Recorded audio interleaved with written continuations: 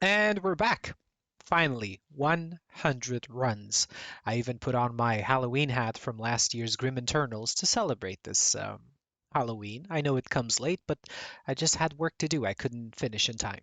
Let's look at the results, and I promise you, they will be very disappointing. So, I started with farming 100 eyes. Here are the results. I'm just going to hover over them. You can pause the video at any time to see if the results are spectacular or if they fit any of your builds.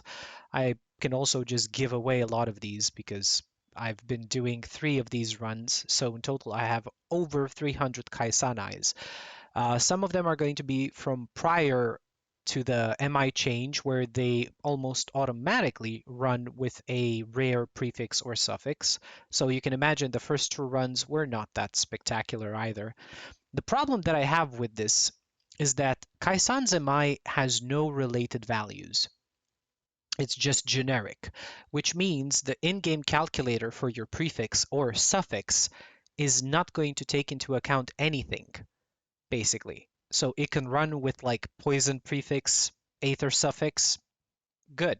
It's just the case. You can also have combinations that work together, but most likely than not, you're just going to get a bunch of dumb things that do not go together whatsoever, which was my experience as well. It's very disappointing to know that at this stage of the game, after so many iterations, there's no good way of targeting MIs. On average, I can tell you that I've killed around 600 to 700 mobs each time I ran Kaisan. Out of those, about two-thirds were able to drop MIs. And I'm going to show you the results of which MIs dropped with rare prefix plus suffix, and I'm going to ignore the 100 or so usable but not great items that I got before that because I think the results are interesting. Seeing as I killed at least, let's say, 4,000 to 5,000 mobs that can drop MIs along the path, you would think that the results would be a bit better, especially taking into consideration the amount of time it took me to gather all of these items and be able to run around and open every single chest.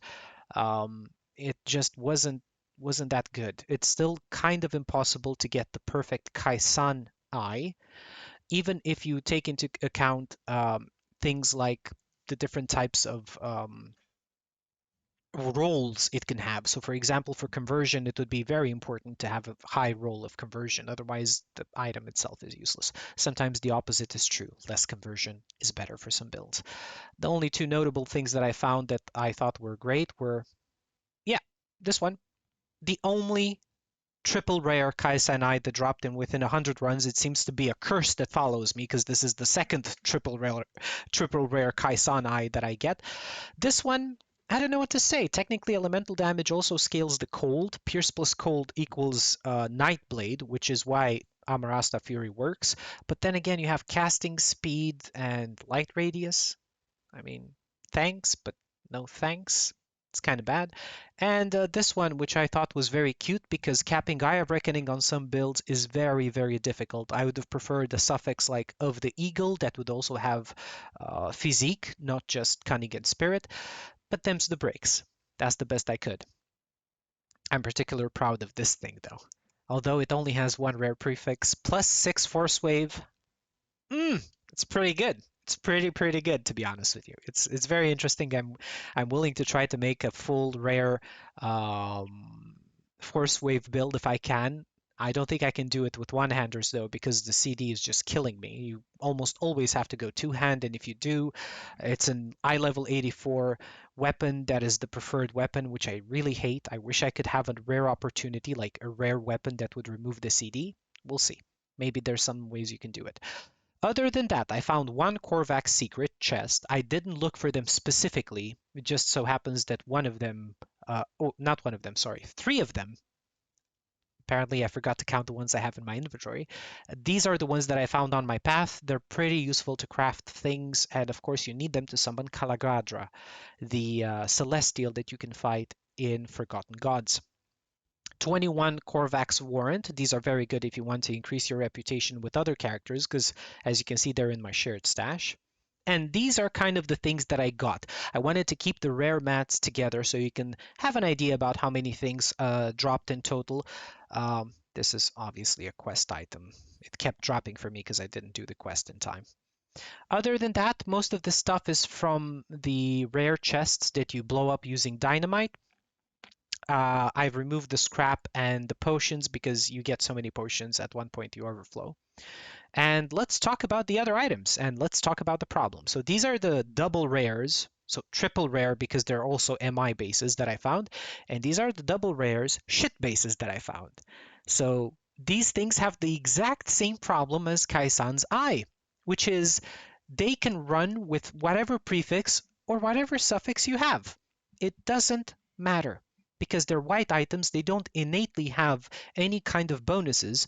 So when the game calculator does its thing, it's actually surprising to see that it just rolls whatever, and that's a bit disappointing. So in total, how many do I have?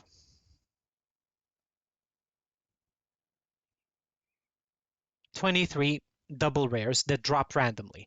I picked them up just to show you how bad things are, because these things have nothing to do with one another. As you can see, the prefix and suffix is all over the place for the most part. Um, Etherfire of Arcane Blaze, this is kind of cute.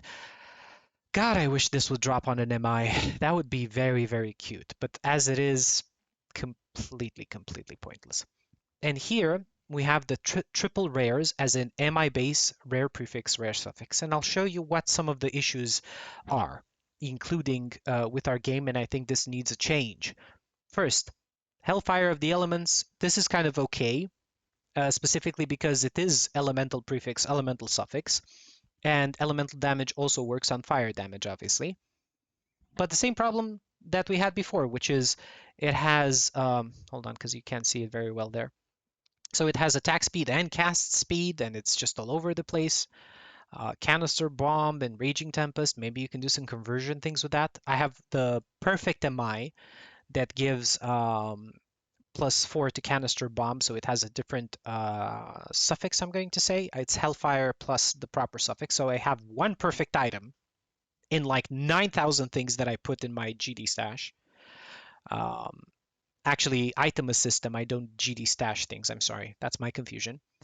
And this is my issue, guys. Like Albrecht's Aether Ray, good. Stormbox of Elgoloth, sorry, good. You can have these two together. But then Heart of the Wild, it's just ruins the item. It's like, what am I gonna do with that? Acid, Aether, and Chaos damage. How did this thing even roll together? It doesn't have any synergy, right? This one has some synergy, obviously, Dreeg's Evil Eye and, of course, Ravenous Earth. So this is an acid vitality thing, which I think is really good. The conversion is kind of small, but other than that, let's say it's useful. Although you can potentially get plus more levels to Ravenous Earth, which I think would be a lot more preferable. Aether Fire of Arcane Balance. Just look at the numbers. It's like burn damage is the best thing you have there, and it has +2 to Granado. I hate this belt because it's all about retaliation damage. And let's be honest, if you want to make a retaliation Oathkeeper, you'll use one of the legendaries. You're not going to use just a random rare belt. Chances for it to drop with like significant retaliation damage to it are basically zero. What is the purpose of giving retaliation damage instead of something more useful to the rare Oathkeeper +1 belts? No idea. Rune card of binding. Same problem. Why of binding on basically just a self-cast offhand? Notice that it has Devastation, Granado, and Rune of Calastor as bases, and then binding added +2 raise skeletons. What's the point of that? What's the synergy with the summoner item? Aetherfire of Tormented Soul. This kind of, let's say, works because you can see the vitality and burn damage is really significant, but Blackwater Cocktail, Siphon Souls, and Drain Essence, they don't really go hand in hand. So technically this is just good because the values add up, not because it gives any plus skills. I have a real big problems with Chosen Spalders because these things seem to not roll any plus skill items almost at all. At all. Even I think some of them should. So for example, this is rare prefix, rare suffix, and the +3 canister bomb and 3 ignition are just base items. It comes with the item base. It could be just chosen spalders with no affixes and it would still have those bonuses. No idea. This one rolled with something, but my question is, why the hell did it roll Taskmaster, which is a summoner prefix on an item that doesn't have anything to do with a summoner? Like, look at the rate of incidents. So I kill about 4 or 5 thousand at least mobs that can drop MIs. I get hundreds of useful items, and then from the how many you see here items, right? How many are there? 8, 10, 12, 14 items, right? I get this stuff. So 14 items out of around 5,000 mob kills, and I get a summoner prefix on a caster item that has nothing to do with summoner. I don't know, man. I'm starting to feel very disappointed. Overseers of the Dragon Ghoul. This has a good explanation. Chosen Visage is a hybrid thing. It gives bonuses to Flame Touched and to summoners. So in this case, I agree, it can run with a summoner prefix and just damage suffix. That has nothing to do with minions. That I can understand. Same here. Merciless, which is a pierce bonus, obviously, and gives bonuses to lightning strike, and Untamed, which gives bonuses to summons. The same problem because it's also chosen Visage. Aether Fire of Arcane Balance. We talked about this one actually. It's just like, what's with the plus 50, retaliation damage? I don't get it. And this was probably the most painful item I've ever dropped. I've been farming Father Kaiman religiously ever since Forgotten Gods came out because I have this dumb idea in my head that I can make an Eye of Reckoning build that doesn't require a specific, legendary item like Warborn set or things like that. And for that, I would have needed a Kaiman Sanctified Blade. He's the only one that drops it. It's not even a guaranteed drop. So you would have to go to a teleporter, run up to the steward, kill him, go past Dravis as well, which is a very dangerous fight, the son of Uruboruk, and then go into the last entrance there in the Tomb of the Eldritch Sun, go through 2 levels, fight him. Again, one of the most dangerous fights in the game, in my opinion. I've died to him more times than I died to Kalagadra. Of course, for Kalagadra, I was very prepared, but Fighter Kaiman always surprises me.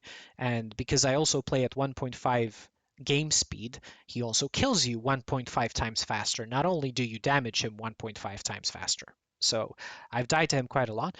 And dude, this could have been so much better. This could have been so much better. Why? It's a lightning thing. Why are you giving me? I mean, I understand that you gave me elemental damage or something. It's just, God, I so wish this would have been better for an Eye of Reckoning build. Then I can go crazy and ham and do my own build, and it would be great. But this is the triple rare that I get from Fighter Kaiman for farming him since Forgotten Gods started. Hundreds of kills, and this is my best stuff. Disappointing, man. Very disappointing. This is interesting, Tyrant's Viper Sandsplitter of Bestial Rage, because it does a lot of trauma damage. Plus, it has a pretty nice conversion rate, 52% there. I don't know what the maximum is, probably around 60. This one can work. It's a lot of internal trauma that you can potentially use. Bestial Rage is probably a bit wasted here. Maybe another suffix would have been better. Tyrants also gives percent to all damage, which is not as strong as getting extra physical damage. Obviously, it's weaker because it's generic, not very specific. So again, why did it have a summon, like +2 summon Briarthorn and bonus to all pets added to it? I have no idea because it's not a summoner item. Technically, this suffix shouldn't really land on this item, but it does. What else do we have here? Deceivers of Insight. Insight. What a great, great suffix, man. Amazing. It gives some energy regen, elemental damage on an item that is already skewered towards Dreeg's Evil Eye and Ravenous Earth. Just read the skills there. Inquisitor, Seal, and Summon Hellhound. This item is all over the place. It's garbage. Absolute garbage. Storm Charged of the Slayer. Well, I kind of hope this can work, to be honest with you, because it looks interesting. I mean, Pierce plus Lightning, maybe there's a conversion thing that can happen there. I'm just very disappointing because, of course, this should have never rolled Storm Charged. This is a Pierce Bleed slash Think item that gives bonuses to Blade Arc, I can understand because Slayer also gives Pierce damage and Bleed damage, so the suffix I understand. The prefix, what the hell is going on there? Why is the prefix Storm Charged on an item that has no lightning bonuses? Just very, very weird. I don't even know what to say. Yeah, those are the results, guys. So if you want to have fun in this game, do not spend hundreds of hours farming for items like I do. It's just simply not worth it. The chances for you to get a matching prefix plus suffix on a Kaisan item are basically this big. And we already saw the problems that we have with the regular item generation in the game, where you get summoner bonuses on items that don't even have summoner bases. I mean, if the damage type would have been, you know, appropriate, I would have understood.